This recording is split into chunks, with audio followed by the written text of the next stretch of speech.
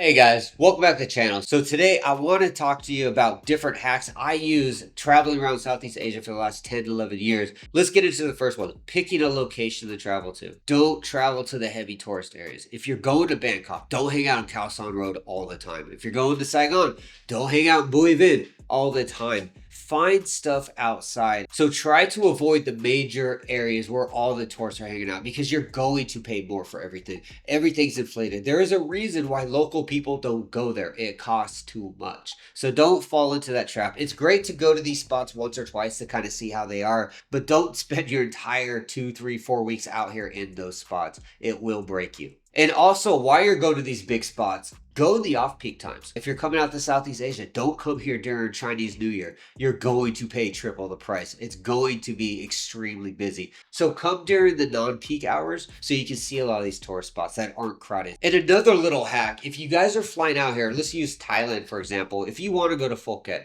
fly to Bangkok. From Bangkok, get on a bus to Phuket. The bus takes 2 or 3 hours. It costs you about $7 or $8. The reason for that is flying into Phuket, Thailand is a tourist destination. It's expensive. The flights are way more expensive. Flying into Bangkok is an international business airport. Flying directly into tourist spots is going to cost you tourist prices. It's that simple. The next one is accommodations. Find homestays. They are the best. You're living with the locals. You're going to see things that most tourists don't. You're going to live with a family. You're going to get home cooked meals. You're going to get advice where to go, what to see. Some of them might drive you to these spots. It's actually a really cool thing. And the rooms that you get are typically much cleaner. You got hot water. They usually give you stuff like shampoos and soaps and towels. It's just part of the game. And you get to stay with an authentic family, which I think is the best part about going to any country and staying at a homestay, is you experience the culture. That's the point of it, right? So try to find homestays if you can. They're mostly known to be out in the countrysides. In the major cities, they're not as popular. You're going to be sticking with hotels. So when it does come to hotels, Booking.com and other dorm rooms, if you're going to rent a dorm, you guys have all seen this. You rent a bed for $5, $7 a night, and you sleep in a room with 5, 50, 20 other people coming in all times at night, drunk, whatever it is. This is a hack where you're going to need a few people with you. Look at the independent rooms. A lot of these dorm-based hostels and hotels will have a spot in the hotel where you can rent a room where it's 3, 4 beds, or it's for large groups. Renting these usually costs $15 to $20 per night, where renting a bed is $5 to $7 a night. So if there's 3, 4 of you guys, you split that bill. You could spend $2, $3 a night at these hotels. Get a private room with just you and your friends, have silence, not worrying about a drunk fumbling in at 3 a.m. trying to find his bed falling into yours. And the last one is Airbnb. If you plan on staying out here longer than 3 weeks, this is an ideal way to go. Most of the places on Airbnb have some kind of a massive discount for long stay people. So if you're staying out here 3, 4, 5 weeks, you're going to get a discount. And this reminds me of when I was in Malacca, Malaysia, the last time I did this.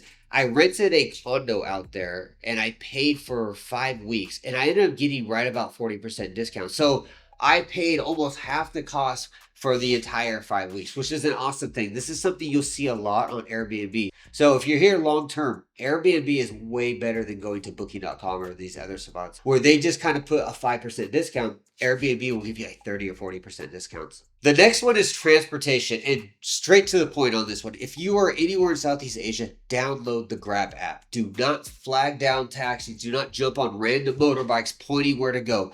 Download the Grab app. The reason for this is 1, it sets the price in stone. 2, if there's any toll fees, extra taxes, it will say to the Grab before you accept it. And 3, the driver knows exactly where you need to go based off the app's GPS system. It is wise to avoid not flagging down taxi cars or motorbikes. And the reason for this is you're going to get arbitrary pricing. You're going to get fake meters. You're going to deal with fake taxis that put stickers on their cars saying they're real. This type of stuff is notorious in Southeast Asia. So use Grab. These people are certified or verified rather through the company. So if they do screw you over or try to cheat you, Grab's got your back. Avoid flagging down the taxis. Now, the next one is domestically. If you want to travel within the country, you have 3 main options: flight, train, and sleeper buses. The flight is a great way to go. Get you A to B rather quick. There's more domestic flight airports than there are international in these countries. So once you get into Vietnam or Thailand, you have a lot of options. If time isn't an issue and you want to see like the countryside and parts of the country that most people don't see, the train is a great way to go. Still a little expensive, but a little cheaper, and it takes a lot longer. An example is when we flew to Chiang Mai, it took about 2 hours. But when we took the train, it was about a 14-hour trip. So there is a massive difference in time, but the experience is well worth it. And finally, for you budget guys and backpackers, taking a sleeper bus is probably the best way to go. The sleeper bus is pretty much a big ass double-decker bus for the most part. They have decline chairs. These are great because you can take them at night, 8 o'clock p.m., jump on a bus, wake up at 7 a.m., you're in the city you want to be. They're extremely cheap. You're talking $7 to $10 a ride. There's no limitations of luggage. They'll throw it on the top of the bus. They do not care. You do need to be aware you're going to be sucked in with a lot of locals. It's going to be a little chaotic. It's going to be dirty. And you're going to be under the whims of the bus driver. So when they decide to stop, you have to go to the bathroom. You have to go eat, all this stuff. You don't have a lot of freedom for that. But you do, like the train, you get to see a lot of the countryside. If you're in a hurry, this is probably the worst thing to do. Which brings us to the next one, food and beer. When it comes to the food and coming to tourist spots, you're going to notice real fast, it's cheap.